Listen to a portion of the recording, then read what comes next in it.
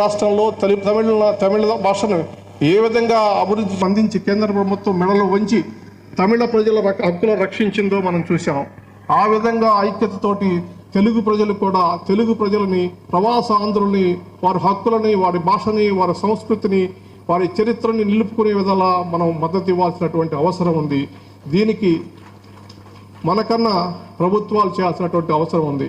మిత్రులారా, పత్రికా ప్రతినిధులారా, ప్రజాప్రతినిధులారా, కవులారా, తెలుగు ప్రజలారా, మీరందరూ ఒక్కటి గుర్తుపెట్టుకోండి.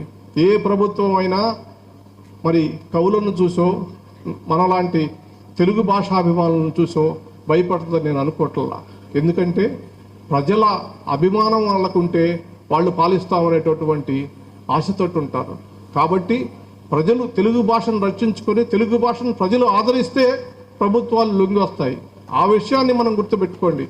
యావత్ తెలుగు ప్రజలందరూ కూడా, కోట్లాది తెలుగు ప్రజలందరూ కూడా మా భాష గొప్పది, మా తెలుగు తల్లి గొప్పది, తెలుగు సంస్కృతి గొప్పది అని చెప్పేసి జబ్బలు తరుచుకోవటం కాదు. తెలుగు భాష కోసం రోడ్ల మీద వచ్చి అభిమానం చూపించి తెలుగు భాషని కనుక రక్షించుకునే ప్రభుత్వాల మీద కనుక ఒత్తిడి తీసుకొస్తేనే ఏ ప్రభుత్వం అయినా తెలుగు భాషకు గౌరవం ఇస్తుందనేటటువంటి విషయాన్ని తెలుగు ప్రజలు గమనించాలా, గుర్తించాలా.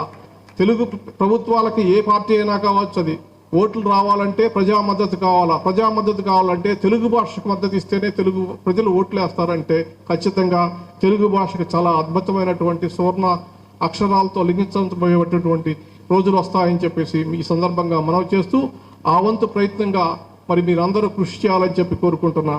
ఈ సందర్భంగా మరి కొన్ని కోరికల్ని నేను రాష్ట్ర ప్రభుత్వం దృష్టికి తీసుకొస్తున్నా. గోపీనాథ్ గారికి కూడా చెప్తున్నా. మరి తెలుగు దుస్థితి గురించి వారు చెప్పారు. అవును, గతంలో అనేక సంఘటనలు జరిగినాయి. ఆ సంఘటనలో నేను కూడా బాధితుడిని కాబట్టి నేను ఆ విషయాల గురించి ఎక్కువ చెప్పదలుచుకోలేదు.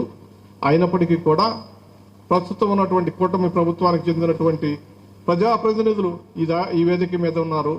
తప్పనిసరిగా ఇవాళ ప్రభుత్వంలో ఉన్నటువంటి పెద్దలంతా ఈ సభ టీవీ ఛానల్స్ ద్వారా తప్పనిసరిగా చూస్తూ ఉంటారు. మన అభిప్రాయాలు మనం ఈ సమావేశంలో వెల్లడించడం తప్పనిసరిగా వాళ్ళ చెవులకి చేరతాయని చెప్పి ఆశిస్తున్నాను.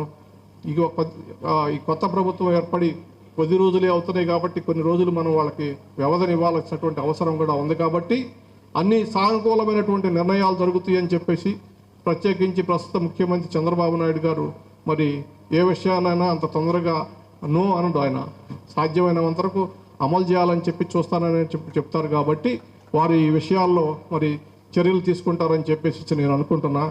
నా మొదటి డిమాండ్ ఏంటంటే, డిమాండ్ కాదు, కోరిక, ప్రస్తుతం తక్షణమే మనం పొట్టి శ్రీరాములు తెలుగు విశ్వవిద్యాలయాన్ని ఇక్కడ ఏర్పాటు చేయాలా, ఆంధ్రప్రదేశ్లో ఏర్పాటు చేయాలా.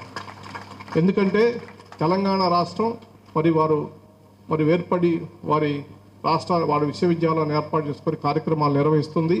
అక్కడ అనేక మంది ఈ ఆంధ్రప్రదేశ్ రాష్ట్రానికి చెందినటువంటి ఉద్యోగులు మరి విద్యార్థులు ఉన్నారు. వారి భవిష్యత్తు కూడా చాలా అవసరం కాబట్టి తక్షణమే ఈ తెలుగు విశ్వవిద్యాలయాన్ని ఏర్పాటు చేయాలని కోరుతున్నా.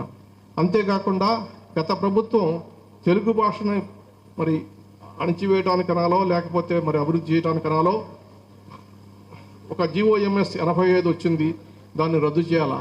ఇక్కడ అభివృద్ధి అంటే గుర్తుకొస్తుంది మన మండలి బుద్ధప్రసాద్ గారు